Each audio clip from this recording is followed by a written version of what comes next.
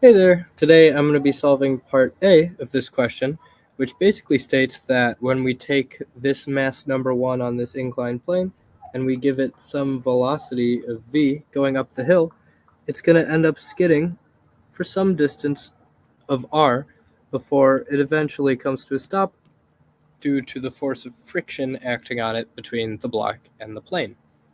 So, just based on the fact that this problem is giving us a velocity and we're going to be looking at friction, my instincts say that we're going to be doing some sort of energy conservation here, because we're probably going to be looking at the kinetic energy of the block as it moves, as well as the work being done by that force of friction.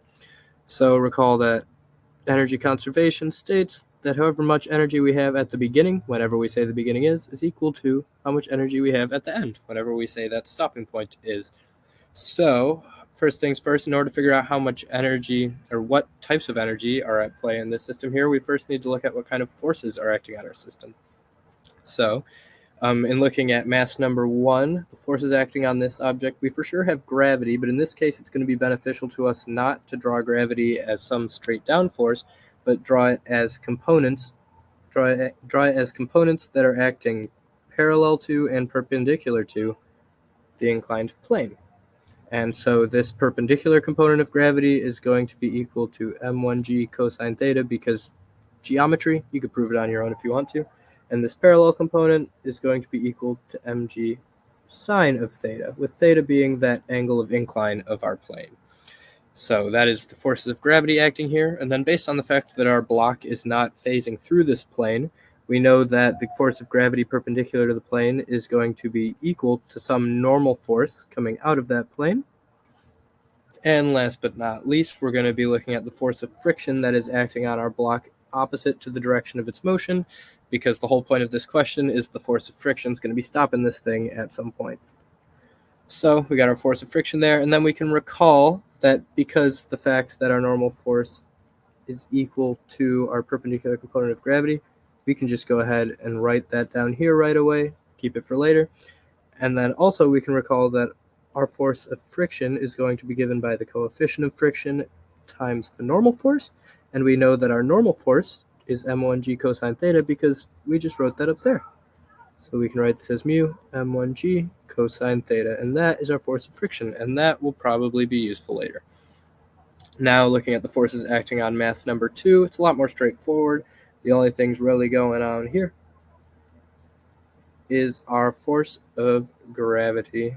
So we got m2g, easy peasy. And then, yeah.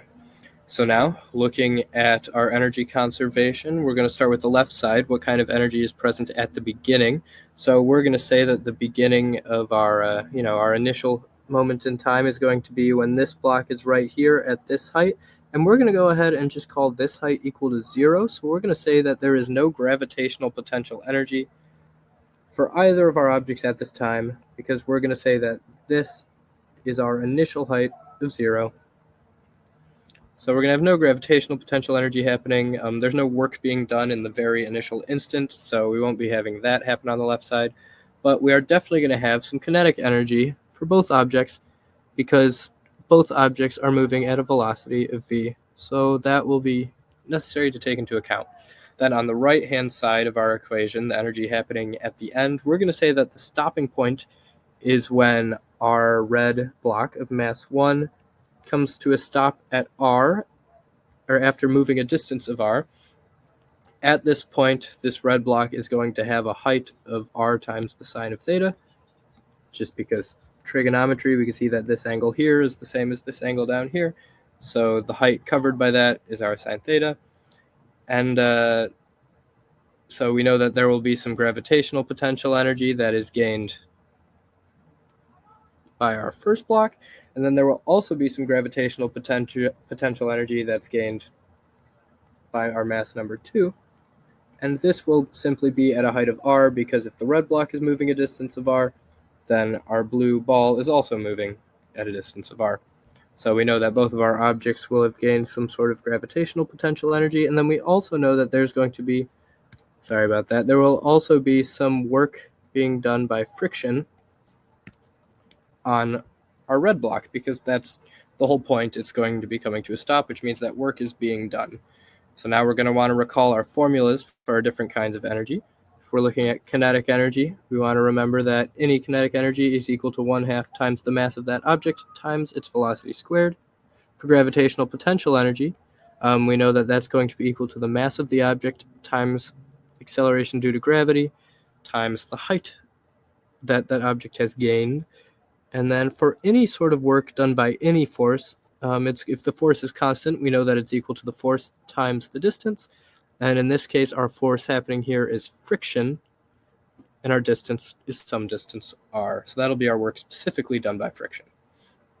So now we just want to sort of plug what we know into these equations. So the kinetic energy of mass 1 is going to be 1/2 m1 v squared, because we know that it's moving at some velocity v. Mass 2 is moving at the same velocity but has its own mass of m2, so we'll just write that in there. For the gravitational potential energy of object 1, we know that it has mass 1. Its gravitational acceleration is the same as everything else, and its height is r sine theta, just like we noted over here in the green. And then for our second object, it's going to have its own mass of m2, gravitational acceleration, and then the height is just simply going to be r, like we wrote down in green over there. And then for the work being done by friction, we know that it is little f of friction times r, but we wrote this formula earlier of what exactly our force of friction is, so we can go ahead and plug that in. So we're going to say our friction is r times mu m1g cosine theta. So now that we're at this point, we can see that the letter r is everywhere on this right-hand side.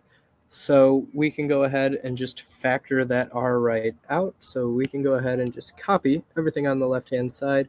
Not really going to worry about it too much.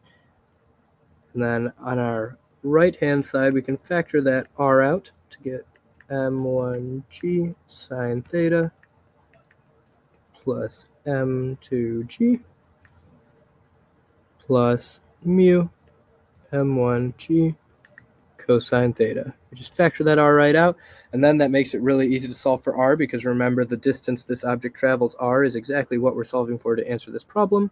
So now, after a little bit of algebra magic that I don't need to show you because I'm sure you're capable of doing it, our final answer, once we divide the right-hand side over, is going to be m1 plus m2 times v squared all over 2 times g times m1 sine theta plus m2 plus mu m1 cosine theta. Put that in parentheses, and that right there is going to be our final answer. If you want to get a number answer, because I'm sure that's what your question is asking for, simply plug in all of these given values. So the mass, the velocity, all that stuff, and you'll get your correct value for r in meters. So that is part A of the question all solved.